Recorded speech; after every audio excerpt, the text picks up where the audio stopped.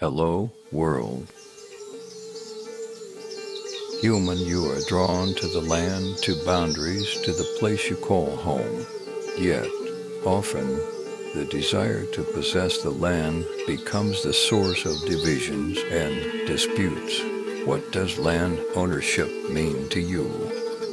Land for us is heritage, culture, security, and the foundation for the future. It provides us with resources, a home for our children, and reflects our history and identity. I understand that the attachment to land is something ancient and deep. The attachment to the land is a natural part of your existence, just as is the desire to protect it. But why does land generate so many conflicts and disputes? Because each culture and people sees in certain lands a special connection, unique history. In every corner of the planet lie layers of memory, struggle, and achievement. When someone encroaches upon them, it seems like a threat to our entire identity and future. However, in many conflicts, the desire for ownership and domination overshadows a genuine connection to the land. Often, at the root of territorial disputes lies not love for the land, but fear of loss and a thirst for power.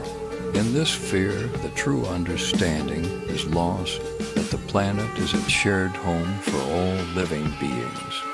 Are you suggesting we abandon borders? Is that even possible? People are so attached to their culture, their traditions, that giving up borders feels like giving up their identity. Abandoning borders in a physical sense might seem unrealistic, but it is possible to expand borders within the mind. Instead of seeing every border as a line of division, imagine it as a bridge, as a place for mutual enrichment of cultures. The resolution of territorial disputes should not turn into a desire for possession, but into a striving for communication, cooperation, and collective prosperity. But how can we overcome the fear and pain of loss that conflict brings? How can nations trust each other when history holds so much animosity and resentment? It is important to remember that each side has its own truth, its own wounds, and its own dreams for the future. True peace requires the willingness to see the pain of others, to engage in dialogue, and to recognize that no one should win by destroying the other. Territorial disputes are resolved not only by words, but by acknowledging a common future in which each culture and people have their place and dignity. You speak of mutual understanding, but what if one side insists on its rights without regard for the other? How can negotiations proceed without losing one's interests?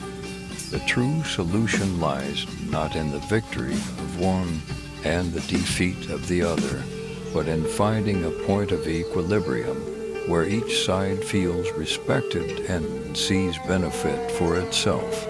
The ability to understand that long-term peace benefits all is the foundation for building true trust. Instead of being trapped in the past, it is important to create a positive future together where everyone can find their place. So the foundation of the solution is not rigid demands, but respect and the willingness to listen. But how can we inspire people to undertake such a difficult task? Show people that peace brings more abundance than war, and that their children will thrive only if there is space for growth and development for all. Through education, openness to different cultures, and cooperation, barriers of misunderstanding can gradually be dismantled. People begin to respect one another when they realize that they all strive for one goal, peace and well-being. I understand. The true path to resolving territorial disputes lies not in fighting, but in finding a common goal, in the ability to see each other as neighbors, not enemies.